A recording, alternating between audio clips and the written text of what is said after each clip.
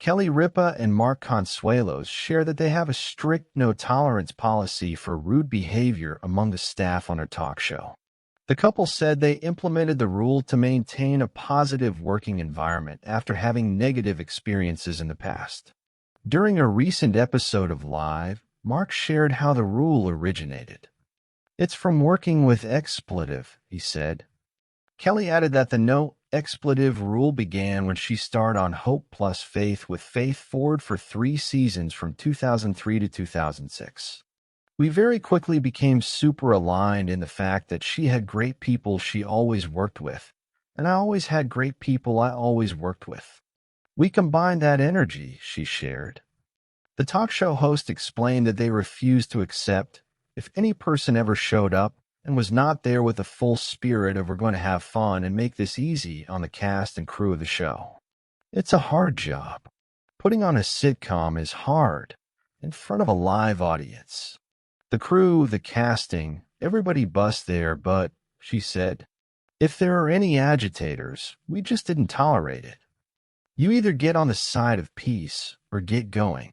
Mark shared that they don't have that here at Live, which makes the set an enjoyable place to work. Following the anecdote, Kelly reflected on her career and admitted that she doesn't act anymore because she is occupied with her other work commitments, such as her Let's Talk Off Camera podcast, along with her family. "It's not that I don't appreciate it. It's not that I don't love it. But I really am devoted to this show and my podcast," she said. "I feel like my plate is full. Also, we have 3 adult kids, and I like to be present in their endeavors. Our daughter Lola is now starting to perform in the music scene in London, so I like to be able to be present if she needs or wants me there." Kelly Ripa and Mark pulled off the ultimate surprise on December 12th when they flew to London, England to watch their daughter Lola make her debut performance. Hello was in the audience and saw the coup sneak into the lower third, a multi-space music and cocktail venue on Denmark Street in Soho, with both wearing newsboy caps. Kelly spoke to us about the show and how proud she felt of her daughter. "We are beside ourselves. She's been working so hard, and her hard work paid off, and guess what? We pulled off the ultimate surprise," she shared. "She didn't know we were here, and we wanted to wait until it was all over to surprise her. We didn't want to make her nervous." Lola also spoke to us about her surprise over her parents' attendance. "I cried because I didn't know they were coming," added Lola. "You saw my reaction. I want to have a glass of wine soon because I have all this adrenaline rushing out, but I am really happy," she continued. "I'm so blessed that everyone came and supported me. It means a lot." Lola's music can be described as soulful, bluesy R&B with jazzy undertones due to her mature, husky vocals over smooth beats, with comparisons to artists like Amy Winehouse and SZA. They call it a little thing with big teeth, a rule so simple and so uncompromising that anyone who's ever worked with a couple learns about it on day one. It's not hidden in a binder or recited at orientation. It's a tone, a posture, a quietly issued ultimatum. Be kind, be collaborative, or don't come through the door. For a show that moves at the speed of jokes, segments, and live television calamities, that rule, blunt, humane, and mercilessly practical, is the invisible scaffolding that keeps the set from collapsing into gossip, tension, or sour moods. The story of how this code came to be is half biography, half workplace manifesto. The hosts themselves tell the tale breezily on air, the kind of anecdote delivered over a sip of coffee and a grin, but beneath the levity is a sincerity born of years of noticing what happens when a single sour note takes over a room. As they explain it, the policy traces back to earlier sets and earlier scars, to sitcom soundstages where a few bad attitudes could poison an entire week of production.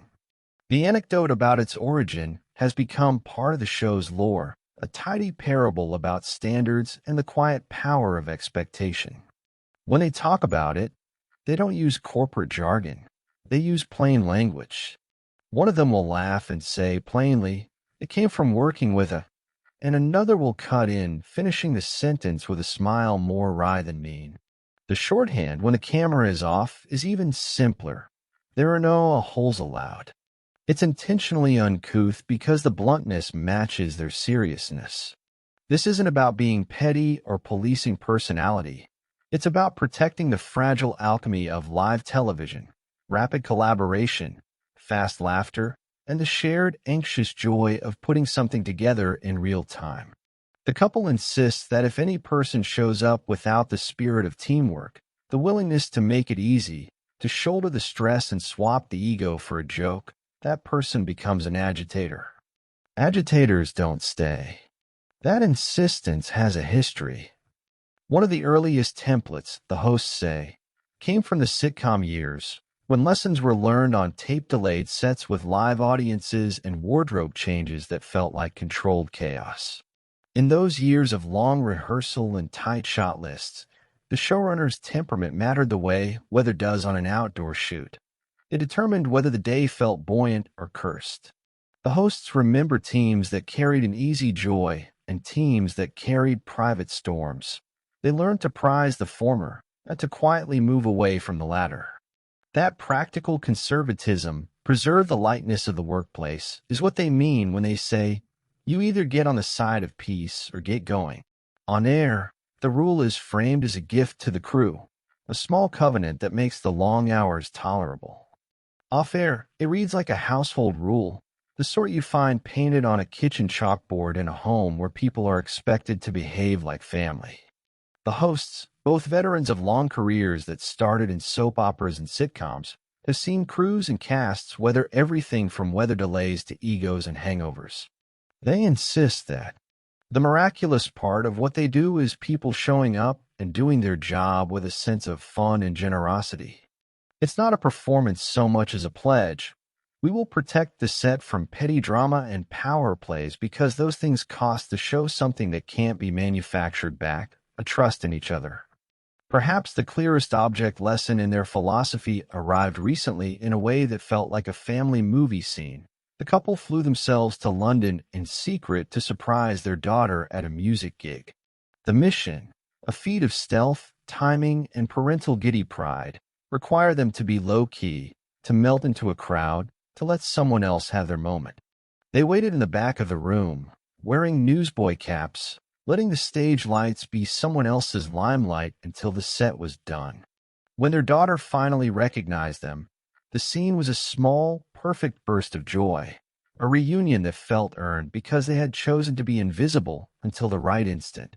That same sensibility, show up support, don't grab the spotlight, maps right back onto the no-hole rule. Doing the right thing for someone else sometimes requires not being the person who needs attention. Those small acts of discretion and restraint are part of why people like to work with them. The show, after all, is not just two hosts on a couch. It is an ecosystem of producers, writers, camera operators, hair and makeup people, bookers, and audience wranglers who spend early mornings and late nights moving parts across a living machine. When the tone is right, that machinery hums. When it's wrong, it grinds and bangs. The host's rule functions less like a disciplinary policy and more like a cultural thermostat. It sets the ambient temperature for how people behave, and it gets enforced in the softest possible ways with look, a line, or a quietly expressed expectation. When you enforce kindness, the work becomes less expensive emotionally. There's also an intimate dimension to the rule. Both hosts have spoken about how their personal lives have deepened their tolerance for complexity and eroded their patience for meanness. They cite careers that moved from the hair and makeup rooms of daytime dramas to the hair and makeup rooms of primetime sitcoms, experiences that colored their view of what a supportive workplace could and should look like. The lived wisdom is that people who do creative labor for a living are often carrying private burdens. Rehearsed jokes hide exhausted nights, and studio laughter hides nerves. To meet the job with a mean face is to punish everyone who depends on that person's generosity.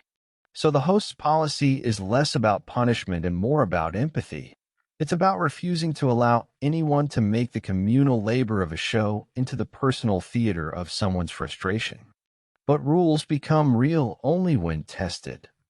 So there are whispered stories, always anonymized, never cruel, about instances when the couple had to act.